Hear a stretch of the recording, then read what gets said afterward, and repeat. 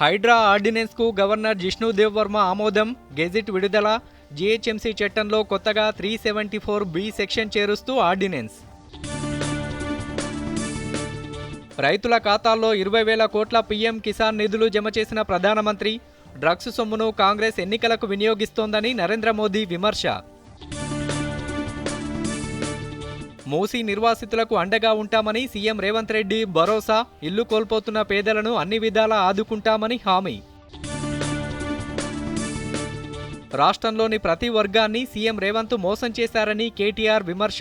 6 గ్యారంటీల అమలులో ప్రభుత్వం విఫలమైందని ఆరోపణ. హర్యానాలో ముగిసిన అసెంబ్లీ ఎన్నికల పోలింగ్. సాయంత్రం 5 గంటల వరకు 61% పోలింగ్ నమోదు. బంగాళాఖాతంలో ఉపరితల ఆవర్తనం. వచ్చే 3 రోజుల పాటు రాష్ట్రంలో మోస్తారు వర్షాలు కురుస్తాయన్న వాతావరణ శాఖ.